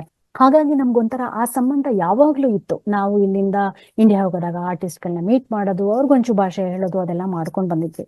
ಹಾಗಾಗಿ ಒಂಥರ ಅದೆಲ್ಲ ನಮ್ಗೊಂಥರ ಬೆನ್ನೆಲುಬಾಯ್ತು. ಇರ್ಲಿ ಪರವಾಗಿಲ್ಲ, ಶುರು ಮಾಡೋಣ, ಮಾಡಿ ಒಂದು ಮುಂದಕ್ಕೆ ಹೋದಾಗ ನಮಗೆ ಐಡಿಯಾಗಳು ಬರುತ್ತೆ ತಾನಾಗಿ. ಹಾಗಾದ್ರೆ ಹಾಗೆ ನಾವು ಮುಂದುವರ್ಸ್ಕೊಂಡು ಹೋಗ್ಬೋದು ಅಂತ ಒಂದು ಇದು ಇಟ್ಕೊಂಡು ನಾವು ಅಬ್ದಿ ಅನ್ನೋ ಯೂಟ್ಯೂಬ್ ಚಾನಲ್ ನ ಪ್ರಾರಂಭಿಸಿದ್ದು, ನಾನು ಮತ್ತು ಮಧು ಅವರು. ಅದೇ ಅಬ್ದಿಯಲ್ಲಿ ನೀವು ಅದ್ರ ವಿವರ ಹೇಳಿದ್ರಿ, ಹೇಗೆ ಶುರುವಾಯ್ತು, ಏನೆಲ್ಲ ನಿಮ್ಮ ಉದ್ದೇಶ ಇದೆ ಅಬ್ದಿಯಿಂದ ಅಂತ. ಆದ್ರೆ ಅದು ಇದುವರೆಗೂ ನೀವು ಏನೆಲ್ಲ ಕಾರ್ಯಕ್ರಮಗಳನ್ನ ಮಾಡ್ಕೊಂಡು ಬಂದಿದ್ದೀರಾ, ಮತ್ತೆ ಅದಕ್ಕೆಲ್ಲ ನಿಮ್ಗೆ ಸ್ಫೂರ್ತಿ ಹೇಗ್ ಸಿಗ್ತಾ ಇದೆ, ಮುಂದುವರ್ಸ್ಕೊಂಡು ಹೋಗೋದು ಏನ್ ಯೋಚನೆ ಇದೆ? ಸಂತೋಷ. ಸ್ಫೂರ್ತಿ ಅಂತ ಕೇಳಿದಾಗ ಒಂದು ಹಾಡು ಜ್ಞಾಪಕ ಬರುತ್ತೆ, ಒಂದು ಕವಿವಾಣಿ. ಎಲ್ಲಾದರೂ ಇರು, ಎಂತಾದರೂ ಇರು, ಎಂದೆಂದಿಗೂ ನೀ ಕನ್ನಡವಾಗಿರು, ಕನ್ನಡವೇ ಸತ್ಯ, ಕನ್ನಡವೇ ನಿತ್ಯ ಅಂತ ನಮ್ಮ ಅಣ್ಣವ್ರು ಹಾಡು ಹೇಳಿದಾರಲ್ಲ. ಹಾಗೆ ಆ ರೀತಿಲಿ ಒಂದು ಸ್ಫೂರ್ತಿ ಏನು ಅಂತಂದ್ರೆ, ಇವತ್ತಿನ ದಿವಸ ನಾವು ಎಲ್ಲೇ ಇದ್ರೂ ಕೂಡ ಕನ್ನಡಿಗರಾಗಿ ನಮ್ಮ ಜೀವನ ಮುಂದುವರಿಸಬಹುದು. ನಾವು ಅಮೆರಿಕಾಗ್ ಬಂದ್ವಿ ಮಾತ್ರಕ್ಕೆ ನಾವು ಬರೀ ನಮ್ಮತನ ಬಿಟ್ಕೊಟ್ಬಿಡೋದಾಗ್ಲಿ, ಅಥವಾ ನಮ್ಮ ಒಂದು ಹುಟ್ಟು, ನಮ್ಮ ಬೆಳವಣಿಗೆಗೆ ಕಾರಣವಾದಂತಹ ನಮ್ಮ ಕನ್ನಡ, ನಮ್ಮ ಕರ್ನಾಟಕನ ಬಿಟ್ಕೊಡೋಕ್ಕೆ ಇದು ಸಾಧ್ಯ ಆಗಲ್ಲ. ಹಾಗಾಗಿ ನಮ್ಮ ಜೊತೆಗೆ ಕರ್ಕೊಂಡು ಹೋಗ್ಬೇಕು ಅನ್ನೋ ಒಂದು ಮಹದಾಸೆ. ಈ ಒಂದು ಮಹದಾಸೆನ ನಾವು ಮುಂಚೆ ಹೇಳಿದ ಹಾಗೆ ಬೇರೆ ಬೇರೆ ರೀತಿಯಲ್ಲಿ ಮಾಡ್ಕೊಂಡು, ಕನ್ನಡ ಕೂಟ ಅಂತ ಹೇಳಿದ್ವಿ, ಚಿನ್ನ ಮಿಷನ್ ಅಲ್ಲಿ ಕನ್ನಡ ಕಲ್ಸ್ಕೊಳ್ಳೋದಾಗ್ಲಿ, ಅಥವಾ ಈ ತರದೆಲ್ಲ ಚಟುವಟಿಕೆಗಳು ಮಾಡ್ಕೊಂಡ್ ಬಂದ್ವಿ ಅಂತ ಹೇಳಿದ್ವಿ. ಆದ್ರೆ ಇವತ್ತಿನ ದಿವಸ ಎಲ್ಲಿಗೆ ಬಂದಿದೀವಿ ಅಂದ್ರೆ, ಇದು ಇಂಟರ್ನೆಟ್ ಏಜ್ ಅಂತಾರಲ್ಲ ಹಾಗೆ. ಎಸ್ಪೆಷಲಿ ಕೋವಿಡ್ ನಂತರ ಬಹಳಷ್ಟು ಆನ್ಲೈನ್, ಎಲ್ರೂ ಜೀವನನೂ ಒಂದು ರೀತಿಯಲ್ಲಿ ಆನ್ಲೈನ್ ಆಗೋಯ್ತು. ನೀವು ಬೇಕೋ ಬೇಡವೋ, ನಿಮಗೆ ಗೊತ್ತಿದೆಯೋ ಗೊತ್ತಿಲ್ವೋ, ಆನ್ಲೈನ್ ಅನ್ನೋದು ನಮ್ಮ ಜೀವನದಲ್ಲಿ ಅಳವಡಿಸ್ಕೊಂಡಂಗಾಯ್ತು. ನಾವು ಕೂಡ ಒಂದು ಇಲ್ಲಿನ ಒಂದು ಲೋಕಲ್ ವೇದಿಕೆಗಳು, ಲೋಕಲ್ ಪ್ಲಾಟ್ಫಾರ್ಮ್ ಅಲ್ಲಿ ಕಾಂಟ್ರಿಬ್ಯೂಟ್ ಮಾಡ್ಕೊಂಡು ಬಂದಿದ್ವಲ್ಲ, ಈಗ ನಾವು ಕೂಡ ಒಂದು ರೀತಿಯಲ್ಲಿ ನಮ್ಮನ್ನ ನಾವು ಮಾಡ್ಕೊಳ್ಳುವಂತಹ ಒಂದು ವ್ಯವಸ್ಥೆ ಕಲ್ಪಿಸ್ಕೊಂಡ್ವಿ. ಅದೇ ನಮ್ಮ ಒಂದು ಅಬ್ದಿ ಅಮೆರಿಕಾ ಯೂಟ್ಯೂಬ್ ಚಾನಲ್. ಇದರಲ್ಲಿ ಮುಖ್ಯವಾಗಿ ನೀವು ಆಗ್ಲೇ ಹೇಳಿದಂಗೆ ಕರ್ನಾಟಕ ಮತ್ತೆ ಅಮೆರಿಕ ಮಧ್ಯೆ ಒಂದು ನಾವು ಸೇತುವೆ ಆಗಬೇಕು ಅಂತ ಒಂದು ಆಸೆ. ಯಾಕೆ ಅಂತಂದ್ರೆ, ಇಲ್ಲಿನ ಕನ್ನಡಿಗರು ಅಮೆರಿಕದಲ್ಲಿ ಬಹಳಷ್ಟು ಜನ ಬಹಳಷ್ಟು ರೀತಿಲಿ ಕನ್ನಡ ಪರ ಚಟುವಟಿಕೆಗಳು ನಡೆಸ್ಕೊಂಡ್ ಬಂದಿದ್ದಾರೆ. ಅದ್ರ ಬಗ್ಗೆ ನಾವು ಮಾತಾಡ್ಬೇಕು, ಅದ್ರ ಬಗ್ಗೆ ಬೆಳಕು ಚೆಲ್ಲಬೇಕು. ಅಷ್ಟೇ ಅಲ್ಲ, ಕರ್ನಾಟಕದಲ್ಲಿ ಎಷ್ಟೊಂದು ಒಳ್ಳೊಳ್ಳೆ ವಿಷಯಗಳು ನಡೀತಾ ಇರುತ್ತೆ, ಎಷ್ಟೊಂದು ಪ್ರತಿಭೆಗಳು ಇರ್ತಾರೆ, ಎಷ್ಟೊಂದು ಒಳ್ಳೊಳ್ಳೆ ಯೋಜನೆಗಳಾಗ್ತಾ ಇದೆ. ಅದ್ರ ಬಗ್ಗೆ ನಾವು ತಿಳ್ಕೊಳ್ಬೇಕು, ಅದನ್ನ ಇಲ್ಲಿ ನಾವು ಮಾತಾಡ್ಬೇಕು ಅದ್ರ ಬಗ್ಗೆ. ಇದಕ್ಕೆಲ್ಲದಕ್ಕೂ ಒಂದು ಪೂರಕವಾಗಿ ನಾವು ಈ ಒಂದು ಪ್ಲಾಟ್ಫಾರ್ಮ್ ನ ನಿರ್ಮಾಣ ಮಾಡ್ಕೊಂಡ್ವಿ. ಮುಂಚೆನೇ ಹೇಳಿದಾಗೆ ನಾವಿಬ್ರು ಗಣೇಶ್ ಸೇಸ್ ಅವರ ಹತ್ರ ಕಲಿತಿರ್ಬೇಕಾದ್ರೆ ಈ ಒಂದು ಐಡಿಯಾ ಬಂತು, ನಾವು ಶುರು ಮಾಡೋಣ ಅಂತ ಹೇಳಿ ನಾವು ಮತ್ತೆ ಲಕ್ಷ್ಮಿ ಶುರು ಮಾಡಿದಾಗ ಇದು ಇಲ್ಲಿವರೆಗೆ ಒಂದು 130 ವಿಡಿಯೋಗಳು ನಾವು ಒಂದು ಭಂಡಾರನೇ ಸ್ಥಾಪಿಸಿದ್ದೀವಿ. ಇದೇನಾಗಿದೆ ಅಂತಂದ್ರೆ, ಮುಖ್ಯವಾಗಿ ಕನ್ನಡ ಕಲೆ, ಸಂಸ್ಕೃತಿ, ನಮ್ಮ ಭಾಷೆ, ನಮ್ಮ ಚಟುವಟಿಕೆಗಳು, ನಮ್ಮ ಈ ಒಂದು ಯೋಜನೆಗಳ ಮೇಲೆ ಒಂದು ಬೆಳಕು ಬೀಳುವಂತ ಒಂದು ಕಂಟೆಂಟ್ ಇದೆಲ್ಲ. ಬಹಳಷ್ಟು ಸಾಧಕರು ನಮ್ಮ ಜೊತೆ ಇದರಲ್ಲಿ ಕೆಲಸ ಮಾಡಿದ್ದಾರೆ. ಸಾಧಕರು ಅಂತಂದ್ರೆ ಬೇರೆ ಬೇರೆ ಒಂದು ಪ್ರತಿಭೆ ಉಳ್ಳವರು, ಬೇರೆ ಬೇರೆ ನಿಟ್ಟಿನಲ್ಲಿ ಕೆಲಸ ಮಾಡಿ ದೊಡ್ಡ ಹೆಸರು ಮಾಡಿದಂಥವ್ರು. ಕೆಲವ್ರ ಹೆಸರು ಹೇಳೋದಾದ್ರೆ ಪ್ರವೀಣ್ ಡಿ ರಾವ್, ಸಂಜಯ್ ಶಾಂತಾರಾಮ್, ಲಕ್ಷ್ಮೀ ಚಂದ್ರಶೇಖರ್, ಸವಿತಕ್ಕ, ಗಣೇಶ್ ದೇಸಾಯಿ, ಬಾಬು ಹಿರಣ್ಣಯ್ಯ, BR ಛಾಯಾ, ರಾಮ್ ಪ್ರಸಾದ್, ಹೀಗೆ ಬಹಳಷ್ಟು ಜನರ ಜೊತೆ ನಾವು ಕೆಲಸ ಮಾಡಿದ್ದೀವಿ. ಅಂದ್ರೆ ಕೆಲಸ ಮಾಡಿದೀವಿ ಅಂತಂದ್ರೆ ಬರೀ ಅವ್ರ ಜೊತೆ ಒಂದು ಸಂವಾದ ಮಾಡೋದೊಂದೇ ಅಲ್ಲ, ಅವರ ಒಂದು ಸಾಧನೆಯನ್ನ ಬೆಳಕು ಚೆಲ್ಲಿದೀವಿ ಕೆಲವು ಸಲ ಅವ್ರ ಜೊತೆ ಸೇರ್ಕೊಂಡು ಒಂದು ಕೊಲಾಬ್ರೇಟಿವ್ ಎಫರ್ಟ್ ಅಂತ ಏನ್ ಹೇಳ್ಬೋದು, ಕ್ರಿಯೇಟಿವ್ ಎಫರ್ಟ್ ನ ಕೂಡ ನಾವು ಮಾಡಿದೀವಿ. ಹಾಗಾಗಿ ಫಾರ್ ಎಕ್ಸಾಂಪಲ್ ಛಾಯಾ ಅವ್ರಿಗೆ ನಾವು ಒಂದು ರಿಕ್ವೆಸ್ಟ್ ಮಾಡ್ಕೊಂಡಾಗ ಗೀತೆ ಬೇಕು ಅಂತ ಹೇಳಿದಾಗ ಬಹಳಷ್ಟು ಖುಷಿಯಾಗಿ ನಾನು ಬರೆದಂತ ಹಾಡನ್ನ ಅವರು ಹಾಡಿ ನಂತರ ಅದನ್ನ ಲಕ್ಷ್ಮಿ ಅವರ ಮನೆಯಲ್ಲಿ ಅವರು ಚಿತ್ರಣ ಮಾಡಿಕೊಟ್ರು. ಹೀಗೆ ಒಂದು ಮ್ಯೂಸಿಕ್ ವಿಡಿಯೋ ಕ್ರಿಯೇಟ್ ಆಯ್ತು. ಅದೊಂದು ಒಂದು ಚಿಕ್ಕ ಉದಾಹರಣೆ ಹೇಗಾಯ್ತು ಅಂತ ಹೇಳಿ. ಮತ್ತೆ ಗಣೇಶ್ ದೇಸಾಯಿ ಅವರ ಅತ್ಯಂತ ಮಧುರವಾದ ಗೀತೆಗಳನ್ನ ತಗೊಂಡು ನಾವು ಬಹಳಷ್ಟು ಅದಕ್ಕೆ ಮ್ಯೂಸಿಕ್ ವಿಡಿಯೋಗಳಾಗಿ ಪರಿವರ್ತನೆ ಮಾಡಿದ್ವಿ. ಏನಾಗುತ್ತೆ ಅಂದ್ರೆ ಒಂದು ಗೀತೆ ಇರುತ್ತೆ, ಒಬ್ಬ ಕವಿ ಒಂದು ಗೀತೆ ಬರೆದಾಗ ಗಣೇಶ್ ದೇಸಾಯಿ ಅಂತ ಒಬ್ಬ ಕಂಪೋಸರ್ ಇರ್ಬೋದು ಅಥವಾ ಪ್ರವೀಣ್ ಡಿ ರಾವ್ ಅಂತ ಇರ್ಬೋದು, ಇಂಥವರು ಒಂದು ಸಂಗೀತ ಅದಕ್ಕೆ ಕೊಟ್ಟು ಗಾಯನ ಮಾಡಿಸಿದಾಗ ಅದೊಂದು ಹಾಡಾಗತ್ತೆ. ನಂತರ ನಾವು ಅದನ್ನ ತಗೊಂಡು ದೃಶ್ಯ ಮಾಡ್ಬೇಕು, ಹೆಂಗೆ ಅಳವಡಿಸ್ಕೋಬಹುದು, ಅದಕ್ಕೊಂದು ಹೇಗೆ ಒಂದು ಕಥಾನಕ ರೂಪಿಸ್ಕೋಬಹುದು. ಮೂಲವಾಗಿ ಆ ಕವಿ ಅದಕ್ಕೆ ಏನೋ ಒಂದು ಅರ್ಥ ಕೊಟ್ಟು ಬರ್ದಿರ್ತಾರೆ, ಅದನ್ನ ನಾವು ಇನ್ನೊಂದು ರೀತಿಯಲ್ಲಿ ಅರ್ಥೈಸ್ಕೊಂಡು ಅದಕ್ಕೆ ಹೇಗೆ ಅದ ಚಿತ್ರಣ ಮಾಡ್ಬೋದು, ಇದೆಲ್ಲ ನಾವು ಮಾಡಿ ತೋರಿಸ್ತೀವಿ. ಹೀಗಾಗಿ ಮ್ಯೂಸಿಕ್ ವಿಡಿಯೋಗಳು ಕೂಡ ಉಂಟು. ಸೊ ಬಹಳಷ್ಟು ಸೆಲೆಬ್ರಿಟಿ ಇಂಟರ್ವ್ಯೂಸ್, ಮ್ಯೂಸಿಕ್ ವಿಡಿಯೋಸ್ ಆಯ್ತು, ಮತ್ತೆ ಥೆಮ್ಯಾಟಿಕ್ ಶೋಸ್. ಅಂದ್ರೆ ಫಾರ್ ಎಕ್ಸಾಂಪಲ್ ನಮ್ಮ ಒಂದು ಕಲೆ ಸಂಸ್ಕೃತಿ, ಈ ಒಂದು ಯಕ್ಷಗಾನ ಇರ್ಬೋದು ಅಥವಾ ನಮ್ಮ ಭರತನಾಟ್ಯ ಇರ್ಬೋದು, ಹೀಗಾಗಿ ಬಹಳಷ್ಟು ಅದ್ರ ಬಗ್ಗೆ ಕೂಡ ಒತ್ತು ಕೊಟ್ಟು ನಾವು ಇತ್ತೀಚೆಗೆ ಸತೀಶ್ ಪಟ್ಲ ಎಲ್ರಿಗೂ ಗೊತ್ತಿರೋ ಹಾಗೆ ದಕ್ಷಿಣ ಕನ್ನಡ ಮೂಲದಿಂದ ಬಂದು ಪಾಪ ಅವರು ಎಷ್ಟು ಒಳ್ಳೆ ಕೆಲಸ ಮಾಡ್ತಿದ್ದಾರೆ ಅವರ ಪಾಟ್ಲಾ ಫೌಂಡೇಶನ್ ಮೂಲಕ ಅಂತಂದ್ರೆ, ಯಕ್ಷಗಾನ ಒಂದು ಕಲೆಯಾಗಿ ಉಳ್ಕೊಳ್ಳೋಕೆ ಮುಂದೆ ಒಂದ್ ದಿವಸ ಅವ್ರ ಹೆಸರು ಕೂಡ ಅಜರಾಮರಾಗತ್ತೆ ಅನ್ನೋದ್ರಲ್ಲಿ ಸಂದೇಹವೇ ಇಲ್ಲ. ಅಂತ ಒಳ್ಳೆ ಕೆಲಸ ಮಾಡ್ತಿದ್ದಾರೆ ಅವರ ಫೌಂಡೇಶನ್ ಮೂಲಕ. ಅದ್ರ ಬಗ್ಗೆ ಬೆಳಕು ಚೆಲ್ಲೋದಾಗ್ಲಿ, ಯಕ್ಷಗಾನ ಒಂದು ಕಲೆ, ಅದ್ರ ವೇಷಭೂಷಣ ಎಲ್ಲದೂ ಕೂಡ ನಾವು ಶಾಂತಿ ತಂತ್ರದ ಮೂಲಕ ಒಂದು ಪ್ರಾಜೆಕ್ಟ್ ಮಾಡಿದಾಗ ಅವರು ಕೂಡ ಅದನ್ನ ಒಟ್ಟಾಗಿ ಅದನ್ನ ನಮಗೆ ಹೇಳ್ಕೊಟ್ರು ಹೇಗಿರುತ್ತೆ ಅಂತ ಹೇಳಿ. ನಂತರ ಸಂಜಯ್ ಶಾಂತಾರಾಮ್ ಅವ್ರ ಜೊತೆ ಭರತನಾಟ್ಯದ ಒಂದು ಸ್ವಾರಸ್ಯಕರ ಅಂಶಗಳನ್ನ ಸೇರಿಸ್ಕೊಂಡು ಅದ್ರದ್ದೊಂದು ಪ್ರಾಜೆಕ್ಟ್ ಮಾಡಿದ್ವಿ. ಹೀಗೆ ಬಹಳಷ್ಟು ಜನರ ಜೊತೆ ಬೆರೆತು ನಾವು ಕ್ರಿಯೇಟಿವ್ ಪ್ರಾಜೆಕ್ಟ್ ಮಾಡ್ಕೊಂಡು ಬಂದಿದ್ದೀವಿ. ಮತ್ತೆ ನಮ್ಮ ಉದಯೋನ್ಮುಖ ಕಲಾವಿದರು ಯಾರಿದ್ದಾರೆ ಬೇರೆ ಬೇರೆ ಪ್ರಾಂತದಲ್ಲಿ, ಈಗ ಕ್ಯಾಲಿಫೋರ್ನಿಯಾ ಇರ್ಬೋದು, ಟೆಕ್ಸಸ್ ಇರ್ಬೋದು, ಮಸ್ಕಾಟ್ ಇರ್ಬೋದು, ಹೀಗೆ ಬೇರೆ ಬೇರೆ ಭಾಗದಿಂದ ಬರುವಂತ ಕನ್ನಡಿಗರು, ಕನ್ನಡದ ಮಕ್ಕಳು ಕೂಡ ಅವ್ರ ಜೊತೆಗೂ ಒಂದು ಕೆಲಸ ಮಾಡ್ಕೊಂಡು ಬಂದಿದ್ದೀವಿ. ಅವರ ಟ್ಯಾಲೆಂಟ್ ಏನಿದೆ ಅದನ್ನ ಬೆಳಕು ಚೆಲ್ಲೋಕೆ ಒಂದು ಸಹಾಯ ಆಗ್ಲಿ ಅಂತ ಹೇಳಿ ಅವ್ರಿಗೂ ಒಂದು ಪ್ಲಾಟ್ಫಾರ್ಮ್ ಕಲ್ಪಿಸ್ಕೊಟ್ಟಿದೀವಿ. ಹೀಗೆ ಹಲವಾರು ಒಂದು ಕಂಟೆಂಟ್ ನ ಕ್ರಿಯೇಟ್ ಮಾಡ್ಕೊಂಡು ಬಂದಾಗ ನಮಗೆ ಹೃದಯಕ್ಕೆ ಇನ್ನೊಂದು ಹತ್ತಿರವಾದದ್ದು ಅಂತಂದ್ರೆ ಕಿರುಚಿತ್ರ. ಯಾಕೆ ಅಂತಂದ್ರೆ ಮುಂಚೆನೆ ಹೇಳಿದಾಗೆ ನಾವಿಬ್ರು ಕೂಡ ಒಂದು ಡ್ರಾಮಾ ಒಂದು ಬ್ಯಾಕ್ಗ್ರೌಂಡ್ ಇರೋದ್ರಿಂದ, ಥಿಯೇಟರ್ ಬ್ಯಾಕ್ಗ್ರೌಂಡ್ ಇರೋದ್ರಿಂದ ನಮಗೆ ಸಾಧ್ಯವಾದಷ್ಟು ಮಟ್ಟಿಗೆ ನಟನೆ ಆಗ್ಲಿ ಅಥವಾ ನಿರ್ದೇಶನ ಆಗ್ಲಿ ಅಥವಾ ನಮಗೊಂದು ಕತೆ ಬರೆಯೋದಕ್ಕಾಗ್ಲಿ ಅಥವಾ ಒಂದು ಚಿತ್ರಕಥೆ ಬರೆಯೋದಕ್ಕಾಗ್ಲಿ ಕೂಡ ಸ್ವಲ್ಪ ಒಂದು ಎಕ್ಸ್ಪೀರಿಯನ್ಸ್ ಇರೋದ್ರಿಂದ ನಾವು ಅದನ್ನ ಕೂಡ ಒಂದು ಕಾರ್ಯರೂಪಕ್ಕೆ ತರಬೇಕು ಅಂತ ಹೇಳಿ ಇತ್ತೀಚೆಗೆ ನಾವು ಬಹಳಷ್ಟು ಅದರ ಕಡೆ ಗಮನ ಕೊಟ್ಟಿದ್ದೇವೆ. ನಮ್ಮ ಮೊದಲನೇ ಕಿರುಚಿತ್ರ ಬಂದು ಓ ಮಾದ ಲವ್ ಸ್ಟೋರಿ, OMG. ಈ ಒಂದು ಕಿರುಚಿತ್ರನ ನಾವು ಆಗ್ಲೇ ಅದನ್ನ ಹಲವಾರು ಕಿರುಚಿತ್ರೋತ್ಸವಗಳಲ್ಲಿ ಅದು ಭಾಗವಹಿಸಿ ಈಗ ಅದನ್ನ ಒಂದು ಸ್ಟ್ರೀಮಿಂಗ್ ಪ್ಲಾಟ್ಫಾರ್ಮ್ ನಲ್ಲಿ ಅದು ಸ್ಟ್ರೀಮಿಂಗ್ ಆಗ್ತಾ ಇದೆ, ವೈಬ್ರೆಂಟ್ಸ್ ಅನ್ನೋದ್ರಲ್ಲಿ. ಸೊ ಅದು ನಮ್ಮ ಮೊದಲನೇ ಕಿರುಚಿತ್ರದ ಒಂದು ಅನುಭವ. ಸೊ ಇದನ್ನ ನಾವು ಬೆಂಗಳೂರಿನ ಸುತ್ತಮುತ್ತಲ ಒಂದು ರೂರಲ್ ವಾತಾವರಣದಲ್ಲಿ, ಹಳ್ಳಿ ವಾತಾವರಣದಲ್ಲಿ ಅಲ್ಲಿನ ಕಥಾನಕ ಅಂತ ಹೇಳಿ ಅಲ್ಲೇ ಒಂದು ಶೂಟಿಂಗ್ ಮಾಡಿದ್ದು. ಬಟ್ ನಮ್ಮ ಒಂದು ಕತೆ, ನಮ್ಮ ಒಂದು ಪ್ರೊಡಕ್ಷನ್, ನಮ್ಮ ಒಂದು ಕಾಂಟ್ರಿಬ್ಯೂಷನ್ ಇರುತ್ತೆ. ಆದ್ರೆ ಅಲ್ಲಿನ ನಿರ್ದೇಶನ ಶಶಿಧರ್ ಬಾರಿಘಾಟ್ ಅಂತ ಹೇಳಿ, ಮತ್ತೆ ಅಲ್ಲಿನ ಲೋಕಲ್ ಥಿಯೇಟರ್ ಬ್ಯಾಕ್ ಗ್ರೌಂಡ್ ಬಂದಂತಹ ನಟರು ಕೂಡ ಭಾಗವಹಿಸಿದ್ರು. ಅದು ಮೊದಲನೇದು. ಎರಡನೇದು ಬಂತು ಕನಸಿನ ಬೆನ್ನೇರಿ ಅಂತ ಹೇಳಿ. ಇದು ಇನ್ನೊಂದು ವಿಶೇಷ ಅಂತ ಏನಂದ್ರೆ ಇದನ್ನ ನಾವು ಇಲ್ಲೇ ಕೂತ್ಕೊಂಡು ಇಲ್ಲೇ ಅದನ್ನ ಇಂಪ್ಲಿಮೆಂಟ್ ಮಾಡಿದ್ವಿ, ಇಲ್ಲೇ ಒಂದು ಡಿಸೈನ್ ಮಾಡಿ ಇಲ್ಲೇ ಒಂದು ಇಂಪ್ಲಿಮೆಂಟ್ ಮಾಡಿದ್ದು. ಹಾಗಂದ್ರೆ ಇಲ್ಲಿ ನಾವೇ ಕತೆ ಬರೆದು ನನ್ನ ಕತೆ ಇದರಲ್ಲಿ ನಮ್ಮ ಚಿತ್ರಕಥೆ ಮಾಡಿ ನಮ್ಮ ನಿರ್ದೇಶನದಲ್ಲಿ ಬಾಬು ಹಿರಣ್ಣಯ್ಯ ಅವರು ಇಲ್ಲಿ ಬಂದಿದ್ರು. ಹಾಗಾಗಿ ಲಕ್ಷ್ಮಿ ಅವರು ಕೂಡ ಅದರಲ್ಲಿ ಒಂದು ಮುಖ್ಯ ಪಾತ್ರದಲ್ಲಿ ಬಾಬು ಅವ್ರ ಜೊತೆ ನಟಿಸಿ ಈಗ ಕನಸಿನ ಬೆನ್ನೇರಿ ಒಂದು ಕಿರುಚಿತ್ರ Texas Kannada short film festival, ಇದು ಒಂದು ಕೆನಡಾ ಮತ್ತು ಅಮೆರಿಕಾದಲ್ಲಿ ಬಹಳಷ್ಟು ನಮ್ಮ ರೀತಿ ಒಂದು ಕಂಟೆಂಟ್ ಕ್ರಿಯೇಟ್ ಮಾಡಬೇಕು ಅಂತ ಆಸೆ ಇರುವಂತಹ ಎಲ್ಲ ಜನರು ಸೇರ್ಕೊಂಡು ಅವರು ಒಂದು 40-50 ಕಿರುಚಿತ್ರಗಳು ಈ ಒಂದು ಕಿರುಚಿತ್ರೋತ್ಸವದಲ್ಲಿ ಪಾಲ್ಗೊಳ್ತಾರೆ. ನಮ್ದು ಕೂಡ ಅಫಿಷಿಯಲ್ ಎಂಟ್ರಿ ಆಗಿ ಅವಧಿ ಅಮೆರಿಕಾ ಕ್ರಿಯೇಷನ್ಸ್ ನ ಕನಸಿನ ಬೆನ್ನೇರಿ ಕೂಡ ರೆಡಿಯಾಗಿದೆ. ಸೊ ಹೀಗಾಗಿ ಈ ತರ ಒಂದು ಪ್ರಯತ್ನ ಮಾಡ್ಕೊಂಡು ಬಂದಿದ್ದೀವಿ. ಇದರಲ್ಲಿ ಒಂದು ಮುಖ್ಯವಾದ ಅಂಶ ಅಂತಂದ್ರೆ ತಂತ್ರಜ್ಞಾನ.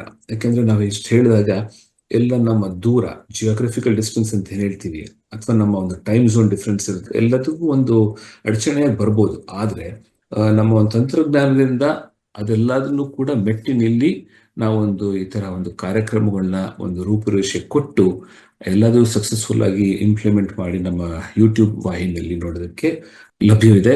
ಹಾಗಾಗಿ ಎಲ್ಲ ನಮ್ಮ ಶ್ರೋತೃಗಳಿಗೆ ಕೇಳ್ಕೊಳ್ಳೋದೇನು ಅಂತಂದ್ರೆ, ಅಬ್ದಿ ಅಮೆರಿಕಾ ಕ್ರಿಯೇಷನ್ಸ್, ABDHI ಅಮೆರಿಕಾ, ಇದನ್ನ ದಯವಿಟ್ಟು ಯೂಟ್ಯೂಬ್ ನಲ್ಲಿ ನೋಡಿದ್ರೆ ನಮ್ಮ ಒಂದು ಚಾನಲ್ ನಿಮ್ಗೆ ಲಭ್ಯವಾಗತ್ತೆ.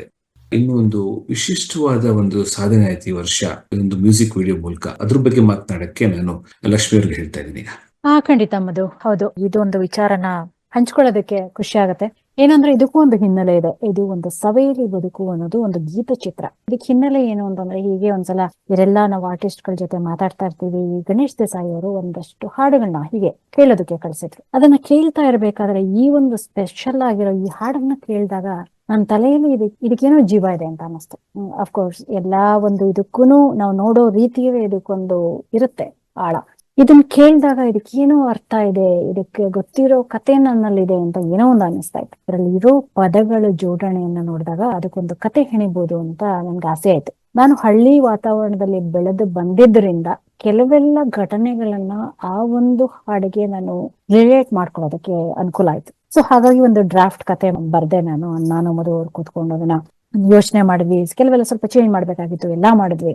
ಒಂದ್ ಕತೆ ಸಿದ್ಧ ಆದ್ಮೇಲೆ ದೆನ್ ನಾನು ಆ ಇಂಡಿಯಾ ಟ್ರಿಪ್ ಅಲ್ಲಿ ಆ ಟೈಮಿಗೆ ಬಂತು. ಹಾಗಾಗಿ ಅಲ್ಲಿ ಇವರು ಬಾಬು ಹಿರಣ್ಯ ಸರ್ ಹತ್ರ ಹೋಗ್ಬಿಟ್ಟು ಕೇಳಿದ್ವಿ, ನಮ್ಮ ಹತ್ರ ಒಂದು ಕತೆ ಇದೆ ಸರ್, ನಮ್ಗೆ ದಯವಿಟ್ಟು ಸಹಾಯ ಮಾಡಿ ಇದನ್ನ ಒಂದು ಗೀತಚಿತ್ರ ಮಾಡ್ಬೇಕು ಅಂತ. ಹಾಗಾಗಿ ಇದನ್ನ ಅಲ್ಲೇ ಅವರು ಸಮ್ಮುಖದಲ್ಲಿ ಜಗದೀಶ್ ಮಂಜಣ್ಣ ಅಂತ ಅವರೊಬ್ಬರು ವಿಡಿಯೋಗ್ರಫಿ ಅವ್ರದ್ದು, ಅವರೆಲ್ಲ ಒಂದು ಟೀಮ್ ಅಲ್ಲಿ ಇದ್ ಮಾಡ್ಕೊಂಡು ಅಲ್ಲೇ ಹೋಗಿ ರಾಮನಗರದ ಒಂದು ಹಳ್ಳಿಯಲ್ಲಿ ಅದನ್ನ ಶೂಟ್ ಮಾಡ್ಕೊಂಡು ಬಂದಿದಾಯ್ತು. ಅದು ಆಕ್ಚುಲಿ ಅದರಲ್ಲಿ 3 ಪಾತ್ರ, ಒಂದು ಹೆಣ್ಣಿನ 3 ಪಾತ್ರ. ಅಂದ್ರೆ ಅದರಲ್ಲಿ ಮೆಸೇಜ್ ಏನ್ ಕೊಡ್ತಾ ಇದೀವಿ ಅಂತಂದ್ರೆ, ಹಳ್ಳಿ ಹೆಣ್ಣು ಮಕ್ಕಳಿಗೆ ಎಜುಕೇಶನ್ ತುಂಬಾ ಇಂಪಾರ್ಟೆಂಟ್ ಅನ್ನೋದು. ಯಾಕೆಂದ್ರೆ ನಾನು ಇದನ್ನೆಲ್ಲ ಅಲ್ಲಿ ನೋಡಿ ಬೆಳೀತಾ ಇದ್ದೆ. ಮಕ್ಕಳನ್ನ ಸ್ಕೂಲ್ ಕಳಿಸ್ತಾ ಇರಲ್ಲ, ಹೆಣ್ಮಕ್ಳನ್ನ ನಾವೇ ಸಣ್ಣ ಹುಡುಗರು 5-6ನೇ ಕ್ಲಾಸ್ ಅಲ್ಲಿ ಇದ್ದಾಗ ಮನೆಗೆ ಹೋಗಿ ಕರ್ಕೊಂಡ್ ಬರ್ತಾ ಇದ್ವಿ ಮಕ್ಕಳನ್ನ.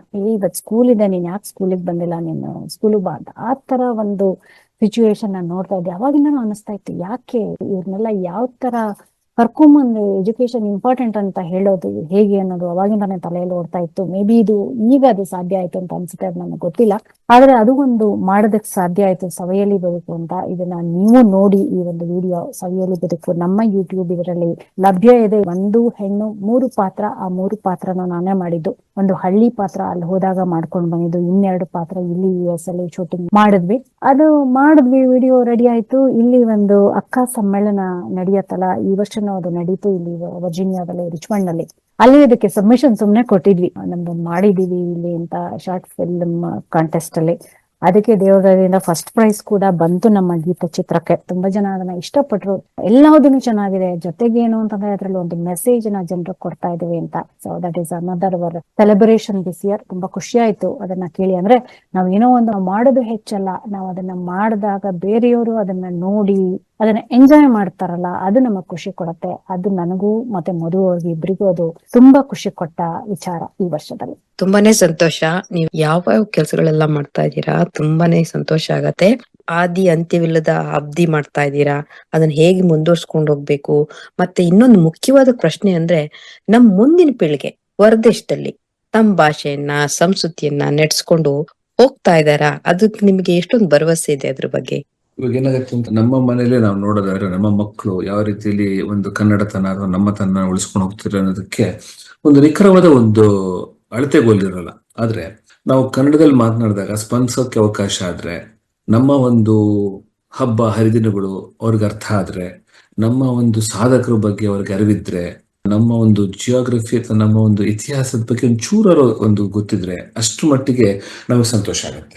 ಇದೇ ಒಂದು ನಾನು ಪ್ರಿನ್ಸಿಪಲ್ ಅಂತ ಏನ್ ಹೇಳ್ಬೋದು, ಇದೇ ಒಂದು ಅಳತೆಗಳನ್ನು ನಾನು ನನ್ನ ಕನ್ನಡ ಕ್ಲಾಸ್ ಆ ಕನ್ನಡತನ, ಕನ್ನಡ ಹೇಗೆ ಉಳಿಯುತ್ತೆ ಅನ್ನೋದಕ್ಕೆ ಒಂದು ಅವಕಾಶ ಇರುತ್ತೆ. ಹಾಗೆ ನಮ್ಮ ಕನ್ನಡ ಕುಟುಂಬಗಳು ಕೂಡ ಬಹಳಷ್ಟು ಕೆಲಸ ಮಾಡ್ತಿದ್ವಿ. ಹಾಗೆ ನಮ್ಮ ಅಬ್ದಿ ಅಮೆರಿಕ ಮೂಲಕ ನಾವು ಹೇಳಿದಾಗೆ ಈ ಒಂದು ನಮ್ಮ ಕನ್ನಡತನ, ನಮ್ಮ ಸೊಗಡನ್ನ ಉಳಿಸಿ ಬೆಳೆಸೋದಕ್ಕೆ ಪ್ರಯತ್ನ ಮಾಡ್ತಾ ಇದ್ದೀವಿ. ಮತ್ತೆ ಇದೊಂಥರ ನಿರಂತರವಾಗಿ ನೀವೇ ಹೇಳಿದಂಗೆ ಆದಿ ಅಂತ್ಯ ಇಲ್ಲ. ಹೀಗಾಗಿ ನಮ್ಗೆ ಎಕ್ಸ್ಪ್ರೆಷನ್ ಮಾಡೋದಕ್ಕೆ ಒಂದು ಲಿಮಿಟ್ ಇಲ್ಲ. ಆ ತರ ಒಂದು ನಮ್ಮ ಒಂದು ಆಸೆ.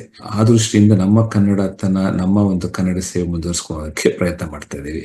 ಸೊ ಈಗ ಅದನ್ನ same thing I think Lakshmi ಅವ್ರು ನೀವೇನಾದ್ರು ಆಡ್ ಮಾಡೋದಾದ್ರೆ? ಖಂಡಿತ. ಅಂದ್ರೆ ನಾನು ಚಿಕ್ಕವಳಿದ್ದಾಗ ನಾನು ಯಾವಾಗ್ಲೂ ಇದನ್ನ ಕೇಳಿಸ್ಕೊತಾ ಇದ್ದೆ, ನೀನು ಮೊದ್ಲು ಮಾಡು, ನೀನು ನೋಡಿ ಮಾಡ್ತಾರೆ ಅಂತ. ದೊಡ್ಡವರೆಲ್ಲ ಅದನ್ನ ಹೇಳ್ತಾರೆ, ಮೊದ್ಲು ನೀನು ಮಾಡು, ಮನೆಯಲ್ಲಿ ಏನು ಮಾಡ್ಬೇಕು, ನೀನ್ ಏನ್ ಕಲ್ತಿದ್ಯೋ ಅದನ್ನ ಮಾಡು. ಮಕ್ಳು ನಿನ್ ಎದುರುಗಡೆ ಮಾಡ್ದಲೇ ಇರ್ಬೋದು. ಯಾಕೆ ಅಂತಂದ್ರೆ ಅವರು ಹೊರದೇಶದಲ್ಲಿ ಇದ್ದಾಗ ಅವರು ಬೇರೆ ಬೇರೆ ಕಲ್ಚರ್ ಮಧ್ಯದಲ್ಲಿ ಬೆಳೀತಾ ಇರ್ತಾರೆ, ಎರಡು ಕಲ್ಚರ್ ನಡುವೆ ಇರ್ತಾರೆ.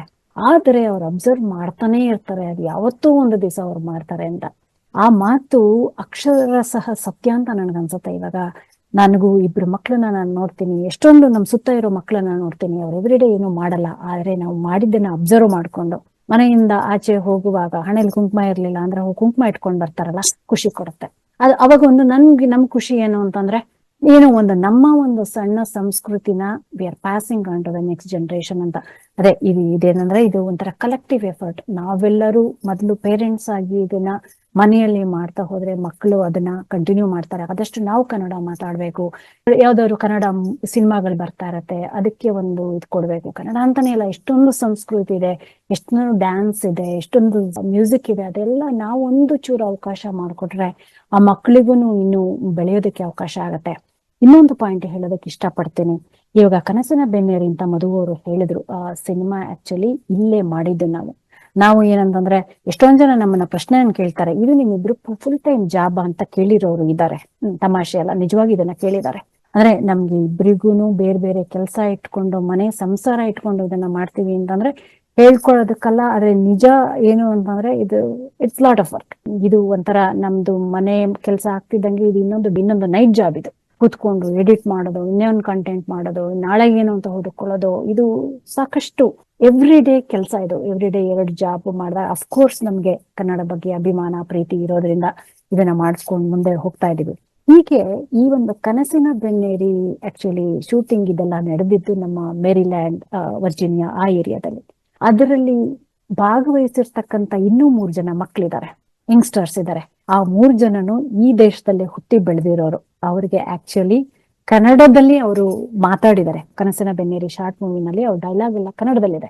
ಅಫ್ಕೋರ್ಸ್ ಮಧು ಅವರು ಟ್ರೈನ್ ಮಾಡಿದ್ರು, ಯಾವ ತರ ಹೇಳ್ಬೇಕು, ಡೈಲಾಗ್ ಡೆಲಿವರಿ ಹೇಗಿರ್ಬೇಕು, ಅದು ನೋಡಿ ನಮ್ಗೆ ಬಹಳ ಖುಷಿ ಆಯ್ತು. ಅಂದ್ರೆ ನಮ್ಗೊಂಥರ ಏನೋ ಒಂದು ಪುಟ್ಟ ಸಾಧನೆ ಮಾಡ್ತೀವಿ ಅಂತ ನಮ್ಗೆ ಅವಾಗ ಖುಷಿ ಆಯ್ತು. ಯಾಕೆಂದ್ರೆ ಈ ದೇಶದಲ್ಲಿ ಹುಟ್ಟಿ ಬಂದಿರೋ ಮಕ್ಕಳು ಅವರು ಕನ್ನಡದಲ್ಲಿ ಮಾತಾಡಿದ್ದಾರೆ. ಇದನ್ನ 4 ಜನ ನೋಡಿದ್ರೆ ಅವ್ರಿಗೆ ಸ್ಫೂರ್ತಿ ಬರುತ್ತೆ ನೆಕ್ಸ್ಟ್ ಜನರೇಷನ್ ಮಕ್ಕಳಿಗೆ ಅಂತ ಖುಷಿ ಆಯ್ತು. ಅದನ್ನ ನಾನು ನಿಮ್ಮ ಹತ್ರ ಶೇರ್ ಮಾಡ್ಕೊಳ್ಳೋದಕ್ಕೆ ಇಷ್ಟಪಟ್ಟೆ.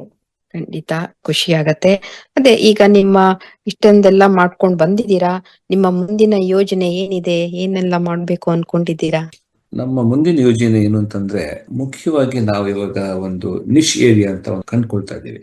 ಇಲ್ಲಿವರೆಗೂ ನಾವು 4 ವರ್ಷದಲ್ಲಿ ಬಹಳಷ್ಟು ರೀತಿ ಕಂಟೆಂಟ್ ಹೇಳಿದಾಗೆ ಮಾಡ್ಕೊಂಡು ಬಂದ್ವಿ. ಆದ್ರೆ ಈಗ ಒಂದು ಅಮೆರಿಕ ಮುಖಿಯಾಗಿ, ಅಂದ್ರೆ ಬಹಳಷ್ಟು ಕರ್ನಾಟಕ ಜೊತೆ, ಕರ್ನಾಟಕದ ಪ್ರತಿಭೆಗಳ ಜೊತೆ ಬೇರೆ ಬೇರೆ ಎಲ್ಲ ಕಡೆನೂ ಕೆಲಸ ಮಾಡ್ಕೊಂಡು ಬಂದ್ವಿ. ಈಗ ಮುಂದೆ ಹೋಗ್ತಾ ಹೋಗ್ತಾ ಅಮೆರಿಕ ಸೆಂಟ್ರಿಕ್ ಒಂದು ಅಪ್ರೋಚ್ ತಗೋಬೇಕು ಅಂತಿದೀವಿ. ಅಂತಂದ್ರೆ ಇಲ್ಲಿನ ಒಂದು ಕನ್ನಡಿಗರ ಜೊತೆ ಬೆರೆತು ಇಲ್ಲಿನ ಒಂದು ಪ್ರಾಜೆಕ್ಟ್ಸ್ ಮಾಡೋದು, ಇಲ್ಲಿ ನಮ್ಮ ಕನ್ನಡ ಪರ ಚಟುವಟಿಕೆಗಳಿರ್ಬೋದು ಅಥವಾ ಇಲ್ಲಿನ ಒಂದು ಐತಿಹ್ಯಗಳನ್ನ, ಇಲ್ಲಿನ ವಿಶೇಷತೆಗಳನ್ನ ನಮ್ಮ ಬೇರೆ ಬೇರೆ ಕನ್ನಡಿಗರಿಗೆ ಪ್ರಪಂಚದಲ್ಲಿ ಎಲ್ಲ ಕಡೆ ಅವ್ರಿಗೆ ಹೆಂಗ್ ಪರಿಚಯ ಮಾಡಿಸ್ಬೋದು, ಈ ರೀತಿ ಒಂದು ಯೋಜನೆಗಳಿದೆ. ಹಾಗೆ ನಮ್ಮ ಒಂದು ಕಿರುಚಿತ್ರ ಮಾಧ್ಯಮ ಏನಿದೆ, ಇದು ನಮಗೆ ಬಹಳ ಖುಷಿ ಕೊಡುವಂತ ಒಂದು ಮಾಧ್ಯಮ. ಇದು ಈ ಒಂದು ಮ್ಯೂಸಿಕ್ ವಿಡಿಯೋ ಏನಿದೆ, ನಾವು ಮುಂಚೆನೆ ಹೇಳ್ದಂಗೆ ಗೀತಚಿತ್ರ ಮತ್ತು ಕಿರುಚಿತ್ರ ಇವೆರಡನ್ನೂ ನಾವು ಒಂದು ವಿಶೇಷವಾದ ನಮ್ಮ ಒಂದು ನಿಶ್ ಏರಿಯಾ ಅಂತ ಮಾಡ್ಕೊಂಡು ಇದ್ರ ಮೇಲೆ ಜಾಸ್ತಿ ಒಂದು ಫೋಕಸ್ ಮಾಡಿ ಮುಂದೆ ಒಂದು ಒಳ್ಳೆ ಪ್ರೊಡಕ್ಷನ್ ಹೌಸ್ ಆಗ್ಬೇಕು. ಈಗಾಗಲೇ ಒಳ್ಳೆ ಕೆಲಸ ಮಾಡ್ಕೊಂಡಿದ್ದೀವಿ,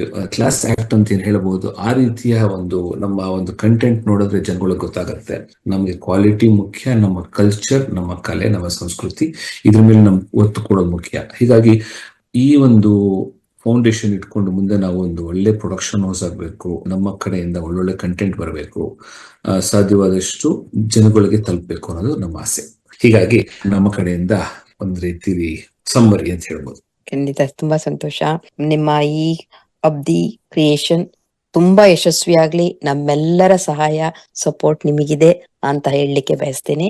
ಮತ್ತೆ ನಿಮ್ಮ ಈ ಸಮಯವನ್ನ ನಮಗಿವತ್ತು ಕೊಟ್ಟಿದ್ದಕ್ಕೆ ಧನ್ಯವಾದಗಳು ಅಂತ ಹೇಳ ಬಯಸ್ತೀನಿ. ನಮ್ಮ ಆಕಾಶವಾಣಿ ಶ್ರೋತೃಗಳು ತುಂಬಾ ವಿಸ್ಮಯಗೊಂಡಿರ್ತಾರೆ ಇವತ್ತು ನಿಮ್ಮ ಸಂದರ್ಶನ ಕೇಳಿ. ತುಂಬಾ ಸಂತೋಷ. ಎಲ್ಲ ಶ್ರೋತೃಗಳಿಗೂ ನಮ್ಮ ಅಬ್ದಿ ಅಮೆರಿಕಾ ಕ್ರಿಯೇಷನ್ಸ್ ಪರವಾಗಿ ಹೃತ್ಪೂರ್ವಕ ಧನ್ಯವಾದಗಳು. ನಿಮಗೂ ಅಷ್ಟೇ, ನಿಮ್ಮ ತಂಡಕ್ಕೂ ಕೂಡ.